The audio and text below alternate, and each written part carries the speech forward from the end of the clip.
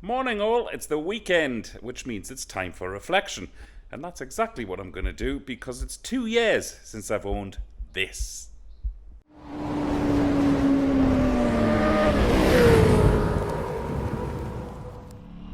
So welcome on board everybody, and I've had this beautiful machine for approaching 2 years now, so I thought I'd just come out for a spin, tell you what I do like and what I don't like about it. The first thing I have to say is that it's a bit of a sin because looking at the speedo here, I've only done 3,369 kilometers in 2 years. So now I know I'm a bit spoilt and I have other bikes, but nevertheless it's very, very little used. And I'm going to start with the truth here, okay? I've often thought if I need to sell any of my bikes for whatever reason, it would probably be this one. Now, even though the Royal Enfield gets even less use, the Royal Enfield has its purpose. I really still can't find a purpose within my collection for this bike. Now, that's not the bike's fault, as I'll come on to in a moment, but it's my fault. The roads where I live, well, like these roads, now, whilst they're conducive today, it's not always as nice and sunny as this here in Ireland.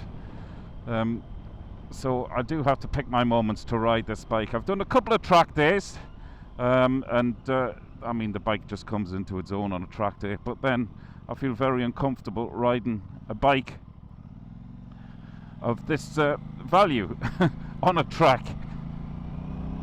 And indeed other riders, when I've been on a track, they have all come up to me and said, "Are you crazy riding that?" And they're dead right. Now there's a little sign for twisties there, so it would be rude not to.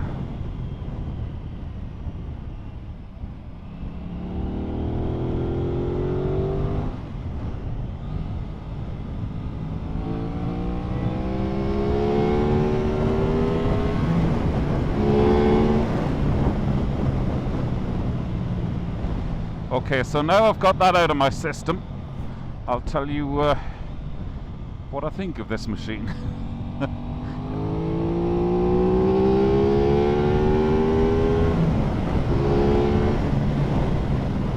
If you hadn't already guessed. Yeah, it's a bit addictive, it's a bit dangerous, but then that's what motorbikes do to us.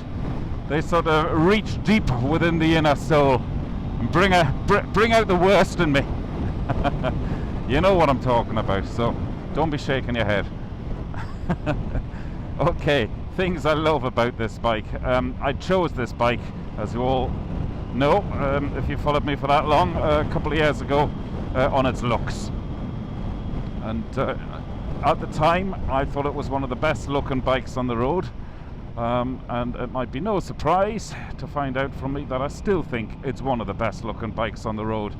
Now, okay, I have a little soft spot for Ducatis, but can't bring myself to own one because for other Ducati owners who I know, they're very much all of the same attitude. You know, they have an even more specific purpose than this bike. So whilst I love looking at this bike, unfortunately, that seems to have been most of what I have been doing over the last couple of years with it.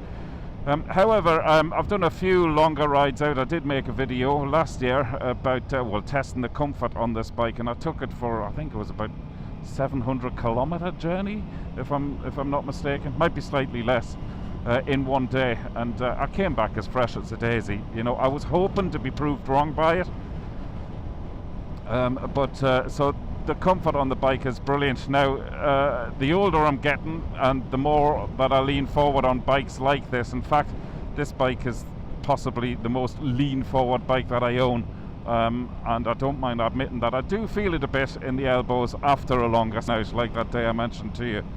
And it's getting worse, but it's not the bike, of course, it's me, and I'm very much conscious that I'm becoming an armchair biker I do like sitting upright on the GS. I'm sort of spoilt with that GS, and in many ways I have to stop telling myself that everything else sort of compares to the GS. Every time I ride another bike, I keep thinking, yeah, but it's not as good as the GS, and that may be so, but I've got to stop thinking like that. So back to the bike in hand.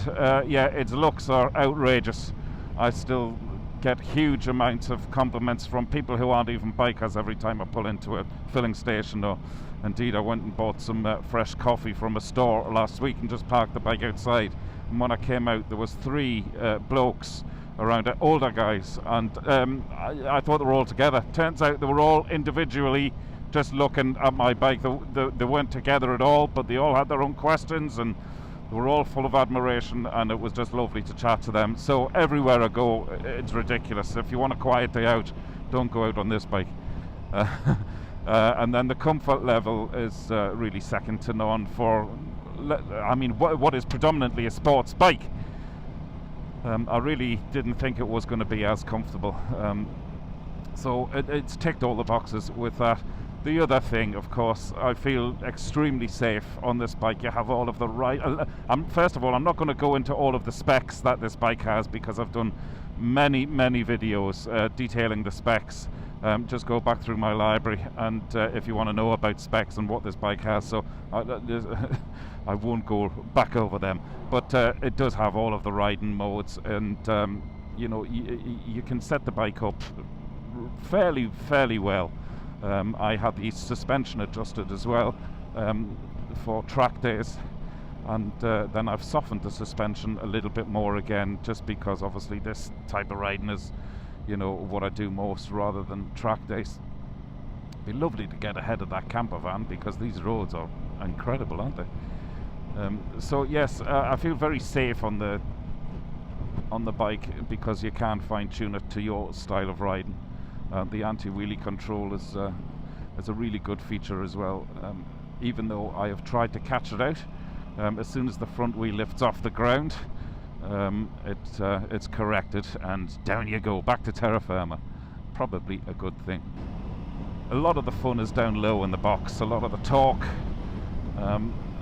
it's all there, so you can enjoy the twisties without having to go into them at stupid speeds.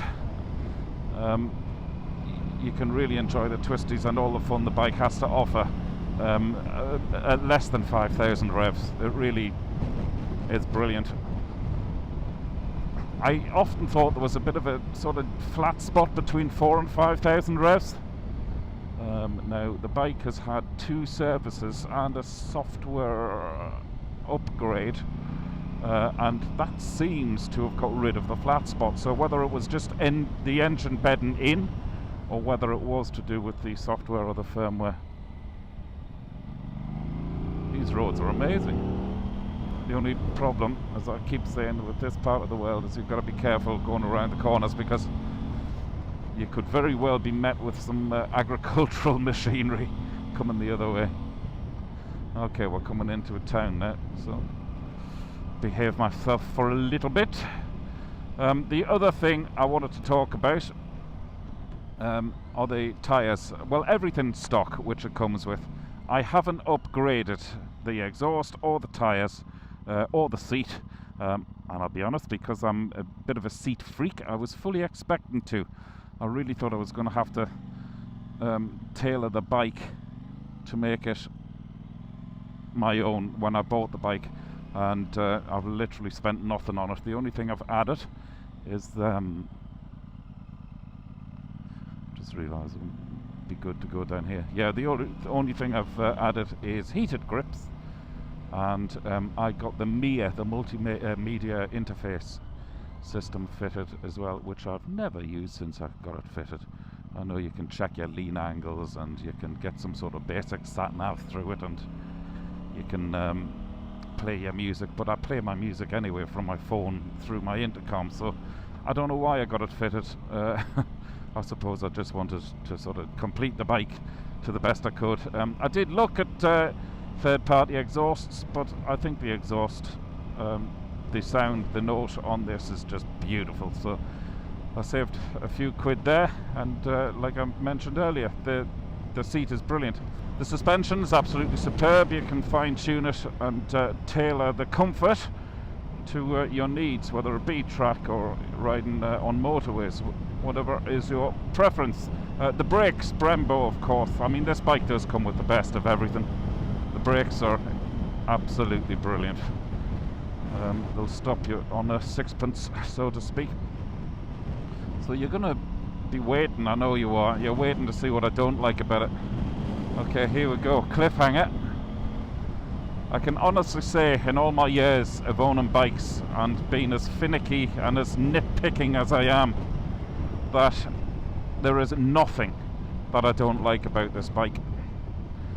Not even the price, which is something else I nearly always complain about. I think for what this bike has, for what this bike offers, for the style of riding, I mean, it's not just a sports bike, you know, you can tour on it. I've proven that. You can have all of the fun at the weekend, or you can go away on a tour. This bike really does offer everything. Another thing I'd like to touch on actually is when these bikes first came out, there was an awful lot of problems. I think that was narrowed down to a specific batch, and I think most of it happened in the States. But anyway, you'd be glad to know I haven't had I shouldn't say this, of course. I haven't had a single problem with this bike. In fact, everything has always worked perfectly and as it should. So no complaints there.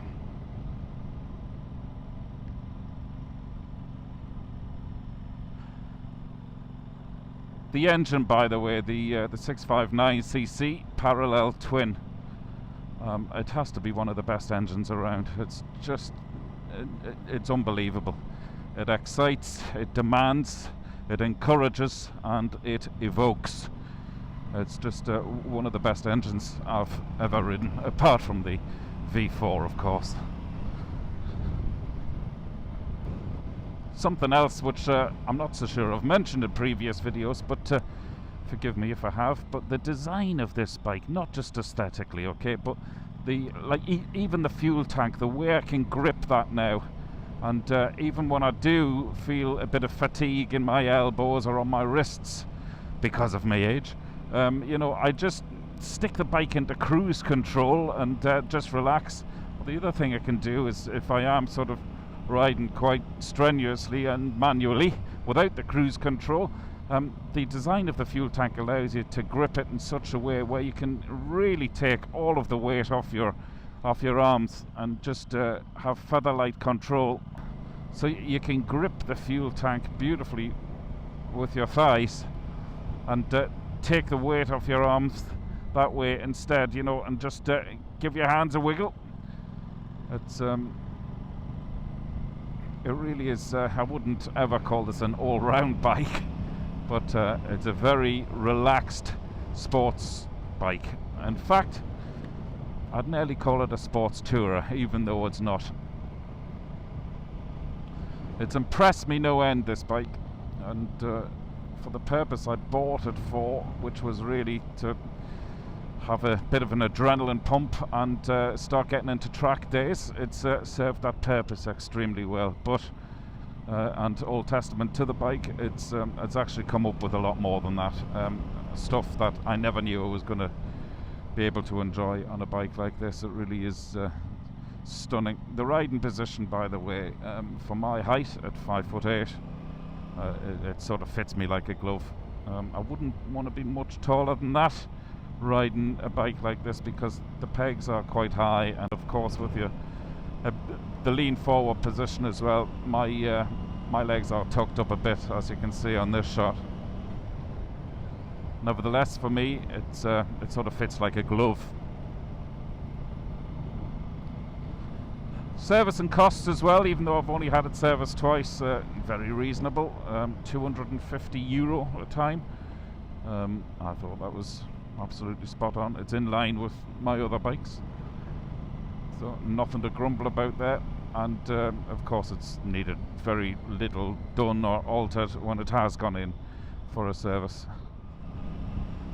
Now, I mentioned earlier about everything on it as stock is pretty amazing, and that does include the tyres as well. The Rosso Corsa 2s, they have been amazing tyres, never let me down. I have ridden this a good few times in the wet as well, and they're sort of slightly softer than medium soft compound therefore, and they're very sticky, especially when they get warmed up on a day like this. I've never even had a front end twitch on this now, albeit you've got the inertial, the IMU, the inertial measurement unit, to, you know, proportionately bring in your ABS as you're going around bends and corners and everything else, and so you have that keeping you safe as well. But there's a lot of potholes around.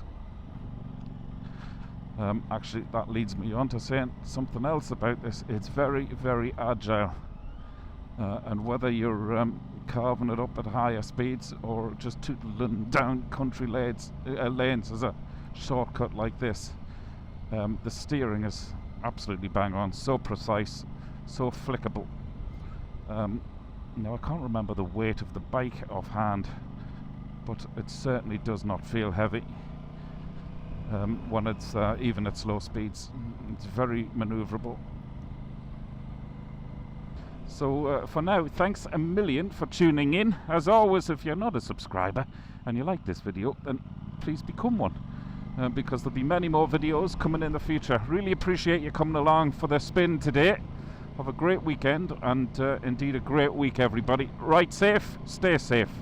All the best. This is Dave for Wheelie Good TV. I'm out of here.